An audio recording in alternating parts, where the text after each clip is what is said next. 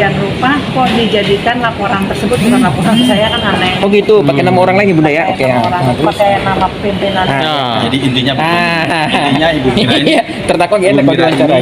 kecewa Kecewa dengan sikap penyidik pembantu Polda Metro Jaya Krimsus.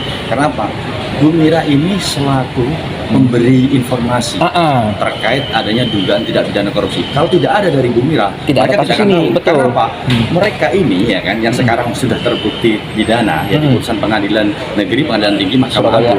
Sudah jelas-jelas bahwa mereka itu menunjukkan nama BAST.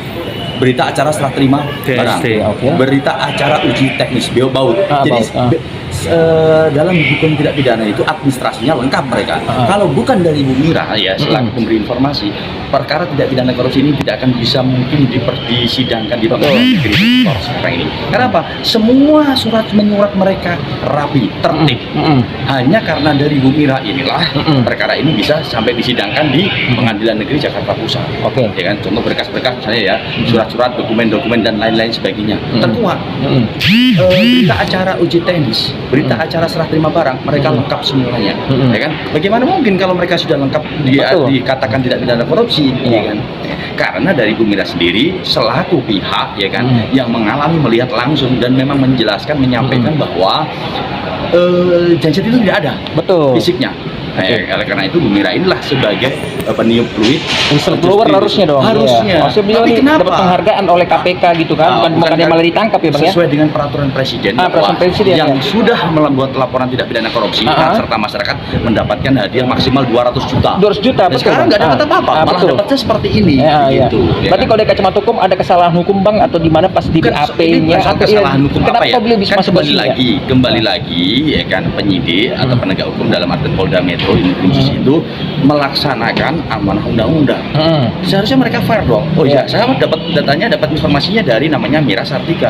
Ya kenapa tidak dikembangkan, dilanjutkan? Kenapa harus dibuat LP tersendiri dalam artian laporan polisi? Laporan polisinya dari Bang ya? Laporan polisi. Jadi dari kanitnya sendiri namanya Pak Subowo. Kan jadi aneh. Dan mereka dapat data dari mana? Seperti itu. Ya kan? Jadi inilah bentuk sebenarnya gini. Kejadian begini akibat peristiwa seperti ini, masyarakat yang peduli akan pemberantasan tidak pidana korupsi akan jadi acuh tak acuh. Nanti gue ketangkep nih kalau gue ngelaporin ini. Gitu kan. Itulah ya kan. Jadi tolonglah ya kan para penegak hukum ini kan. Kita semangatnya harus semangat menegakkan hukum dan semangat memberantas tindak pidana korupsi.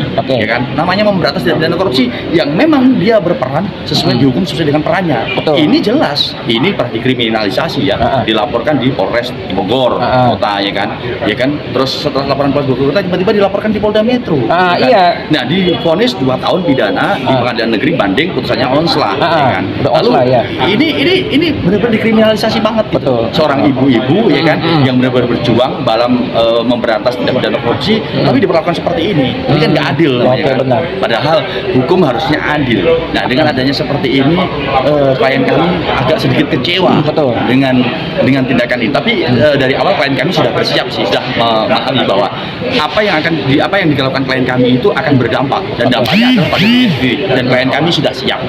Jadi ada indikasi Bu Mira Sartika ini dikambing hitam kan kayaknya Bang ya? Ya udah pasti. Betul ya Bang ya. Banyak. Ada dugaan di situ Bang. Terus ada lagi gimana Bang? Hasil audit dari internal Telkom. Kita mengacu pada berita acara pemeriksaan ya. Sekitar 14 atau 15 staf Telkom, staf PT Infomedia Nusantara dan Telkom ya, dua itu. Tapi jumlahnya pastinya nanti by data ya.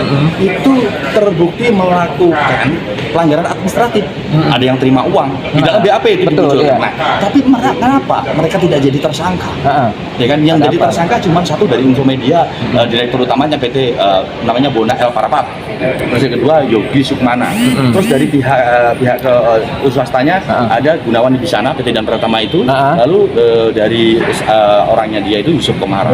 Tapi yang lain tidak jadi tersangka atau terdakwa. Padahal hasil audit internal Telkom bunyinya seperti itu. By data ada, kami bisa pertanggungjawabkan. Jadi ada apa? Bahkan di dalam BAP itu ada yang terima uang. Dari terima uang dari namanya Gunawan ya. Iya.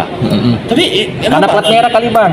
Telkom. Ya kalau soal itu BUMN. saya nggak tahu, tapi Katakan, namanya, ya. namanya pemberantasan tidak pidana korupsi kan tidak memandang Betul, siapapun. iya, Gitu kan. ah. Namanya pemberantasan tidak pidana korupsi jelas, Ah. ya kan batasannya ini. Oke. Yang diberantas adalah tidak pidana korupsi. Dia mau Siap. plat merah, plat hijau, plat kuning, bodoh amat. Pemberantasan tidak pidana korupsi tidak pidana korupsi kan gitu. Siap. Karena hukum di mata hukum kedudukannya adalah sama, baik swasta, pemerintah maupun perorangan. Oke. Itulah hukumnya. Oke, Mas Sutarno. Oke,